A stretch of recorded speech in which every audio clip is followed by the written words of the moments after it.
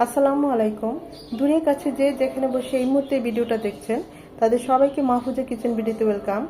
আজ আলু দিয়ে মুরগির মাংসের ঝোল করব। এর আগেও কয়েকবার আমি এই আলু দিয়ে মুরগির মাংসের ঝোল দেখিয়েছি, আজও করেছি, খুব ভালো হয়েছে। ভাবলাম সেটা আপনাদের সাথে আজকে শেয়ার করি। অসম্ভব মজা হয়েছে। গরম গরম ভাত দিয়ে তো একদম জমে যাবে। দেখতেই পাচ্ছেন লুকসটা কত সুন্দর এসেছে। আর এটার ঝোলটা কালারটা ঠিক এরকমই হবে, কালারটা খুব সুন্দর এসেছে।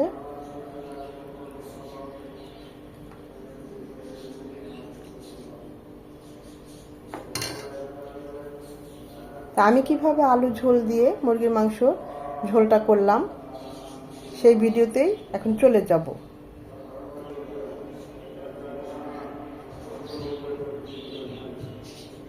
ছোট খালা এসেছিল, এক ঝুড়ি কমলা নিয়ে এসেছে।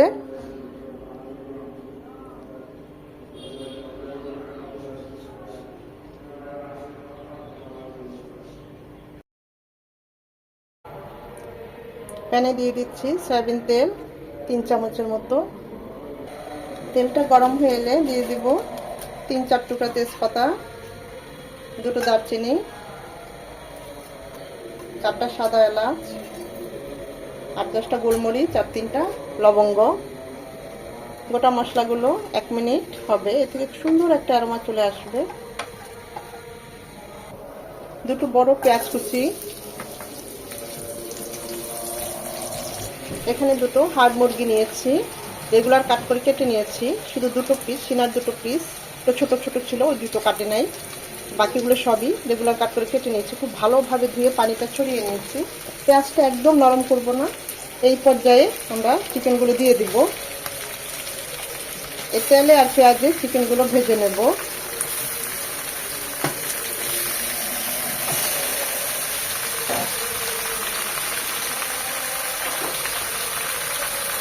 চিকেনের কালারটা চেঞ্জ হবে।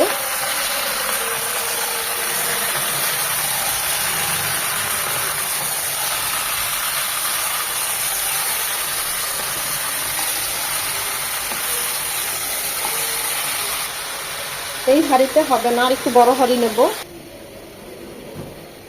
কারণ আলু দিলে ঝোল দিলে এটাতে হবে না। ভেবেছিলাম হয়ে যাবে।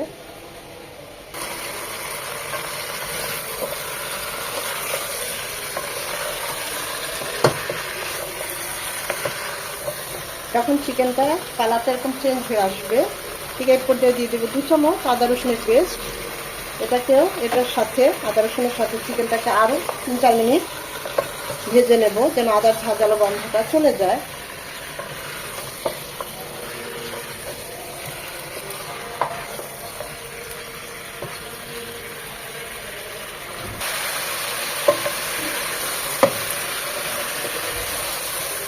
এভাবে ভাজতে ভাজতে যখন আদা রসুনের কাঁচা গন্ধটা চলে যাবে এবং পেঁয়াজগুলো একদম গলে যাবে, এই পর্যায়ে এখানে সব 1 চামচ করে নিয়েছি, শুধু 1/2 চামচ গরম মশলা গুঁড়ো, আর 1.5 চামচ নিয়েছি হলুদ গুঁড়ো, আর 1 চামচ মরিচ গুঁড়ো, 1 চামচ ভাজা জিরে গুঁড়ো। একটু ফুটানো পানি দিয়ে গুলিয়ে দেবো। গুঁড়ো মশলা পানি দিয়ে গুলিয়ে দিলে বাটা মশলার ফ্লেভার টেস্ট আসে। মশলার সাথে চিকেনটা ভালোভাবে কষিয়ে নেব।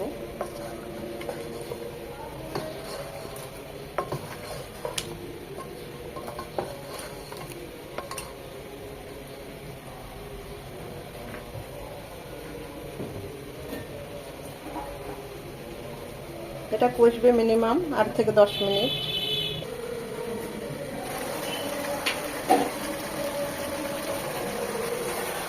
চিকেন থেকেও বেশ অনেকটা পানি ছেড়েছে।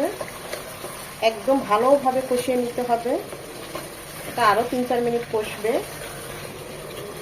কষানোটা যত ভালো হবে রান্নার টেস্ট তত ভালো হবে। এখানে তো আমি হাড় মুরগি নিয়েছি, বা লেয়ার মুরগি যেটা বলে। পোলট্রি হলে হয়তো এক্সট্রা পানিটা লাগতো না। এটা আরও একটু ভালোভাবে কষবে।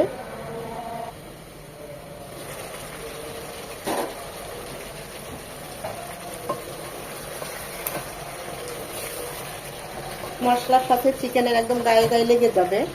চিকেনটা মোটামুটি 20 থেকে 30% কুক হয়ে যাবে।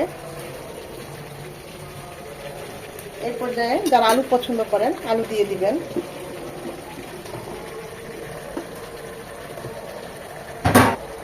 দুটো টমেটো দিয়ে দিলাম একসাথে, কারণ টমেটোর কাঁচা ভাবটাও চলে যাবে এই কষানোর মধ্যে।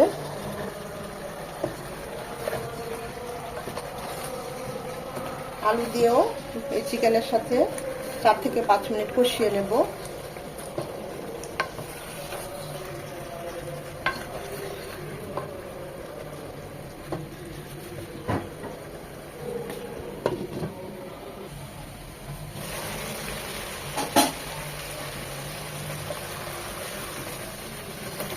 একদম মাখা মাখা হয়ে গিয়েছে কষিয়ে আলু, চিকেন, টমেটো তো গলেই গিয়েছে। এই পর্যায়ে দিয়ে দিব ফুটানো পানি। যেহেতু আমার হাড় মুরগি এবং আলু আছে, তাই আমি এখানে 3 কাপ পানি দিলাম। যদি ব্রয়লার হতো 1 কাপ হলেই হতো বা হাফ কাপ হলেই হতো। গ্রেভিটা যে যেমন পছন্দ করেন ওই অনুযায়ী দিবেন। আমি একটু ঝোল ঝোল রাখবো, তাই ওই অনুযায়ী পানিটা দিলাম। মাখো মাখো রাখতে চাইলে আর একটু কমিয়ে দিবেন। ঝাল আর লবণের কথা বলছি না, যে যেমন ঝাল পছন্দ করেন ওই অনুযায়ী দিবেন। অবশ্যই কাঁচামরিচের মাথাটা ভেঙে দিবেন, এতে করে কাঁচামরিচের সুঘ্রাণটা বের হয়ে আসবে, ঝাল হবে না। আমি ঝালটা একটু কমই দিয়েছি, যেহেতু আমি একটু ঝাল কম খাই বা বাচ্চারাও কম খায়। আপনারা আপনাদের পছন্দ অনুযায়ী ঝালটা দিবেন।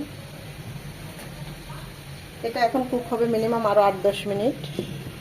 এর মাঝে অবশ্যই একবার দুবার করে নেড়ে দেব।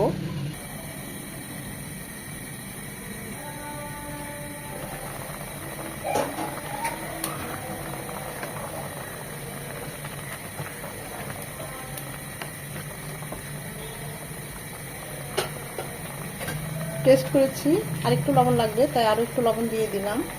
আরও এটা হবে 5-6 মিনিট। এই পর্যায়ে দিয়ে দিব আরও হাফ চামচ গরম মশলা গুঁড়ো, 1 চামচ ভাজা জিরে গুঁড়ো,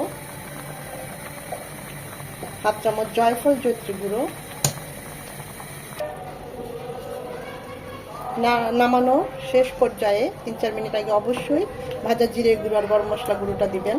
এতে করে এর ফ্লেভার, টেস্ট দুটোই রান্নার মধ্যে স্ট্রং পাওয়া যায়। এটা হবে আরও 4-5 মিনিট।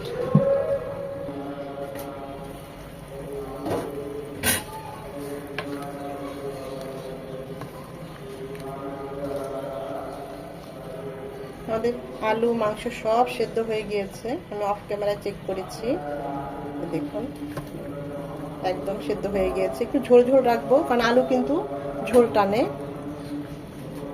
আমি এখন চুলাটা অফ করে দেব।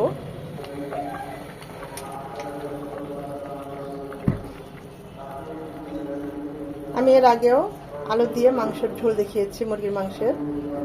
তো আজও আবার করলাম, যেহেতু বাসায় রান্না করব তো ভাবলাম সেটা আপনাদের সাথে শেয়ার করি। এভাবে আলু দিয়ে মুরগির মাংসের ঝোল করলে খুবই ভালো লাগে। এই ঝোলটা একদম পাতলা হয়, ঘন হবে না। চুলাটা অফ করে দিয়েছি।